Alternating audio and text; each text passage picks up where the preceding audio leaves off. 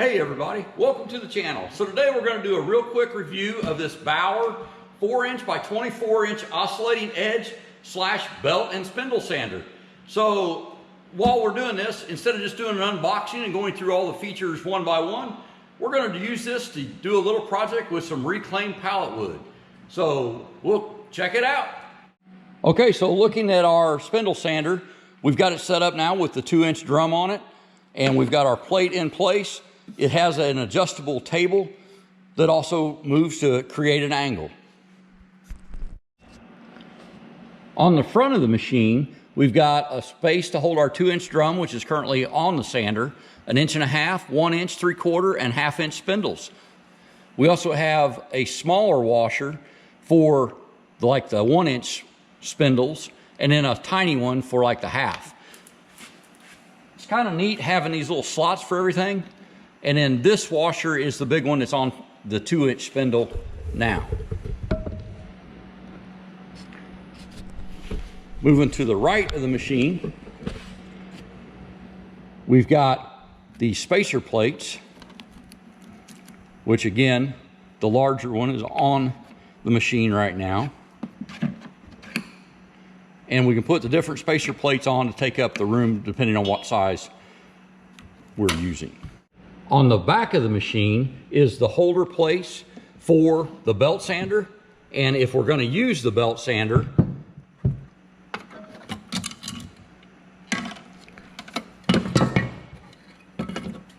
then our filler plate goes in that spot. We also have the lock nut and a washer for the belt sander attachment. On the left side of the machine is the wrench that works to put the nut on the spindle. And then we've got more of our filler discs for different sizes of spindles. We have the dust collection port right here, and that is one thing that doesn't come with this, is any way to adapt it to your shop vac. And I've got this generic adapter there that goes on to my shop vac hose, so that's what we'll be using. The one item that doesn't have a storage spot is for this safety guard, and I've only used this with the belt sander. I haven't used it with the spindle, but it drops in, this tab drops in that slot, and then the thumb screw goes through here to hold it down. So when I'm using the spindle, I don't use a guard like that. I just hold the wood. But when I'm using the belt sander, I will use this sometimes. And there's not a spot to store this guard if it's not in place on the sander. Finally, the on-off switch. And it is a nice safety switch that you would just push, will shut it off. And to turn it on, you have to hook your finger under it.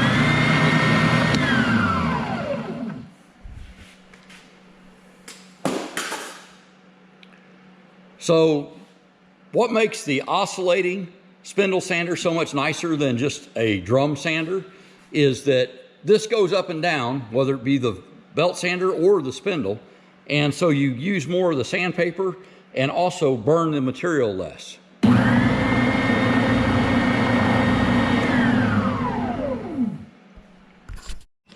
What I've got here is our reclaimed pallet wood, and we're going to just make a small curio shelf with it. And I cut this out with a bandsaw, so roughly got it into shape. And I will now be shaping the rest of it as well as smoothing it with our spindle sander. Okay, and the first thing I'll do is turn on the dust collection system, which is just a shop vac.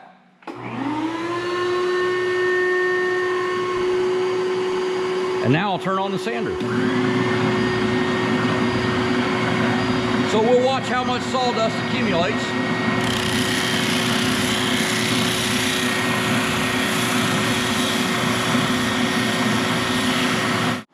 And here's the job it's doing. So with the spindle sander, I'm just removing material till I get to the pencil line. I'm not sure if you can see that, but you already can see a huge difference in this edge of this material. This, you can run your finger along, you won't get a splinter. And again, this is just reclaimed pallet wood, but on this side, it's very rough. So hopefully the camera can pick that up. But we'll use a spindle sander just to smooth this out and get it to the pencil mark that we're looking for. All right, let's go ahead and switch out to the belt sander attachment. So first we'll take our wrench and loosen our bolt. The nut comes off and stores in the plastic base. The washer comes off.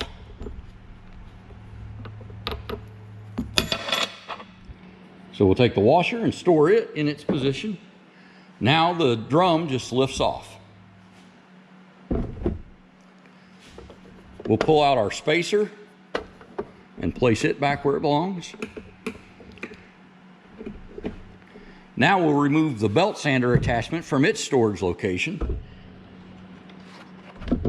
and we'll get rid of the plate and put it back in its storage spot. The belt sander simply drops into position.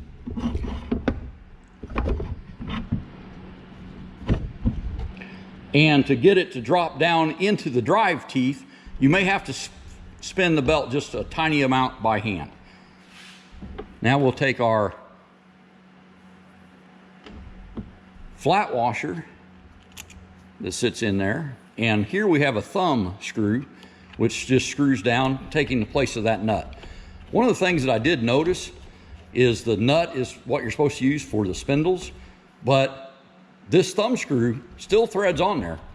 And while it doesn't say to use that, you could use this thumb screw to hold the spindles on as well. So now our belt sander attachment is on. So let's check it out. Here's a kind of a hack. Remember, this is a spindle sander that oscillates, and the largest spindle is 2 inches. Well, if you wanted to go something a little bit bigger, the end of this is pretty much 3 inches. So you've got another basically 3-inch spindle if you just use this side, and on the back side here is about 1.5 inches. So you actually have 2 additional spindles that you can use with this sander. So let's demo that.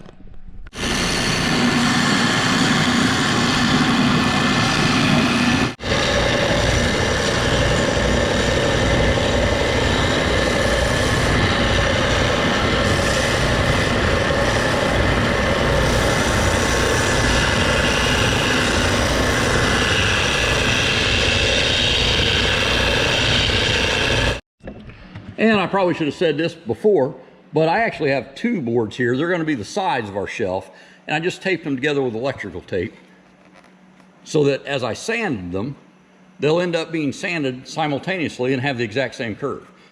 Now then, if you're using a longer piece of wood or project material than what the guide will do, you can remove this. The instructions aren't going to tell you this, but you just have to be extremely cautious, because this material can be thrown by this sander, just like any sander can. So if I'm doing this, right, it can throw this piece. But if you've got a longer piece of material, this may be what you have to do. One thing I have noticed is the vacuum attachment and the dust collection works a lot better on the spindle than it does on the belt sander attachment.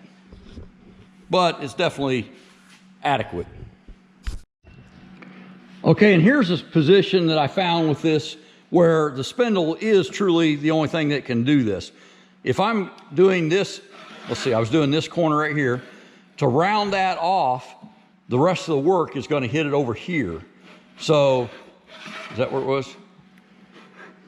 No, it was right here. So to do this rounded radius outside corner, as I was bringing it around on the edge of this belt sander, this side is going to hit. So that's where you just need the spindle. So that little hack, like I said, sometimes you need just a spindle, sometimes the belt sander attachment will do double duty for that. Okay, so let's switch back to the spindle and we'll do it real time. Move my piece of work over here. So loosen this thumb screw, take out the washer, put both back in their storage spots. And this is how easy it is. Simply lift up on the belt sander attachment, grab our plate, and put it down. We'll store our belt sander attachment. Now let's go with the 2-inch spindle. Put it on.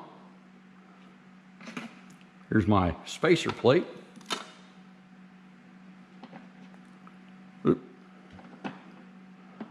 Here's the washer that we'll use.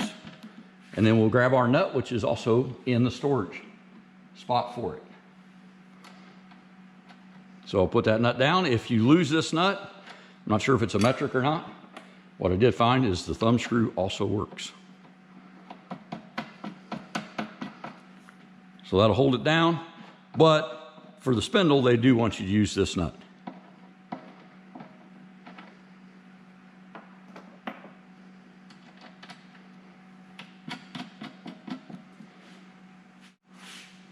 And we'll tighten it with our wrench. You should probably unplug that before you do that. You don't have to tighten the heck out of this. It doesn't expand the drum or anything.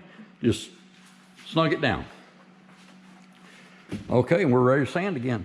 Turn on my vacuum.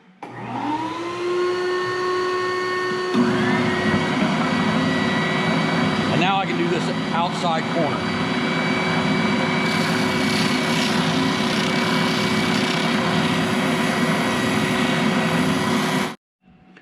Okay, so we're almost done with our project. We've got the contour here pretty smooth, but if you can see it here, here are a couple of lines, and we want those sanded out. And they're just blurbs that the bandsaw made, but if you can see that one. Anyway, we're gonna use the drum sander, the oscillating spindle sander, to remove those lines. And that's what this tool is for.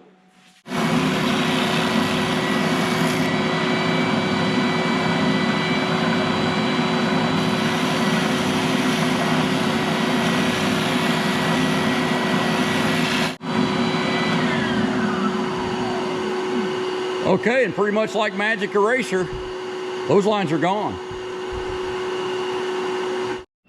Okay, so all of our imperfections on the face of this are gone, thanks to our oscillating spindle sander. And I had these taped together because I wanted, obviously, them to be the exact same shape as I cut them out. And so now what I'll do is I don't want a sharp edge here.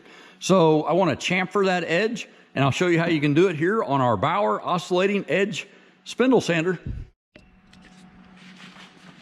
Okay, so to get a chamfered edge on this, what we'll do is we'll adjust our table for the appropriate angle. So we'll just loosen the 2 thumb screws on the sides. And it has little indentations. What I want to do is, I think that's a good angle. So on the side are angle markings with this spring detent, and I've got it set on 15 degrees. And I think that'll be just about perfect. We just want to take the sharp edge off that. I saw some people complain that the edge of this at angles is kind of far away from that spindle. And if you're doing something very small, I see where that could be a concern. But if you look, if you put your piece and it's, you know, anything above about a 4-inch, when it hits that angle, it's still the same angle. You just have to hold it down. You can't let it rock and roll on here. So real quick, I'll sand these.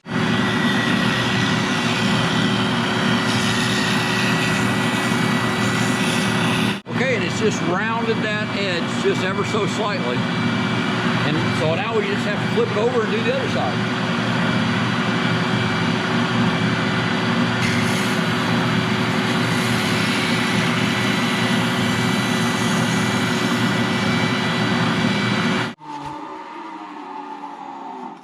The sweeper's not sounding that great. Okay, I don't know if you can see that or not, but it has just barely chamfered, just made that knot a sharp edge. And that's what we're looking for. So that function actually works really well as well.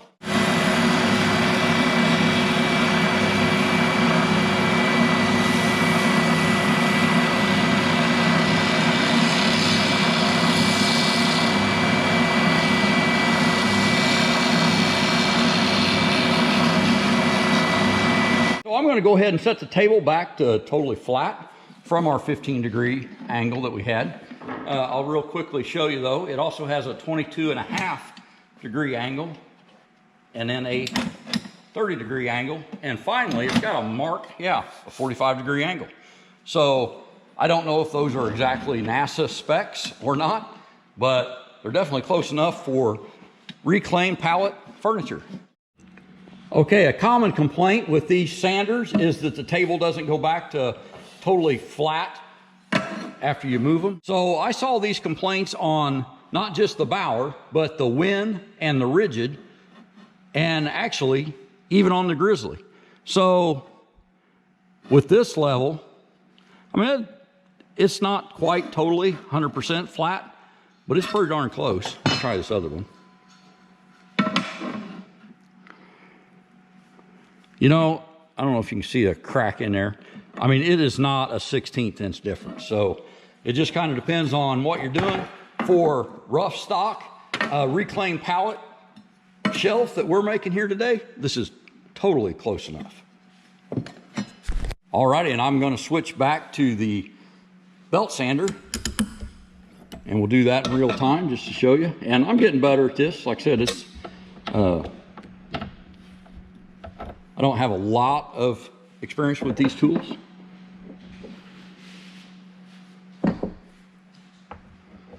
Okay, comes off, goes back in its holder, right there. Comes off, we grab our belt sander attachment.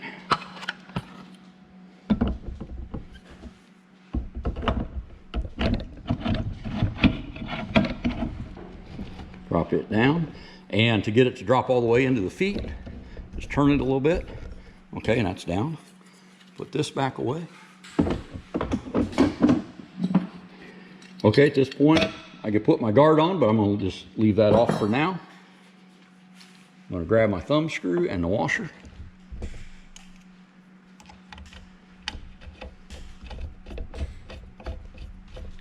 Okay, and we're ready to belt sand.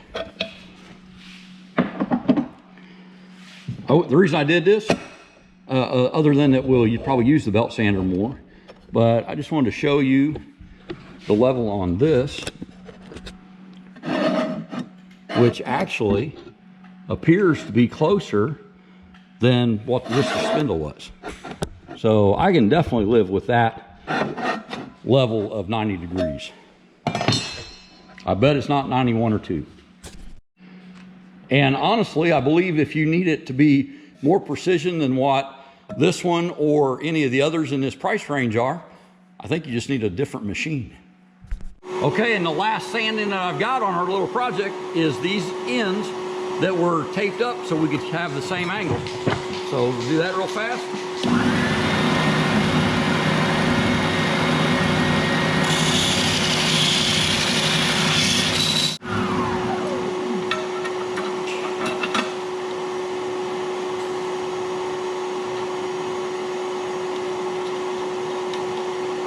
Put our guide on.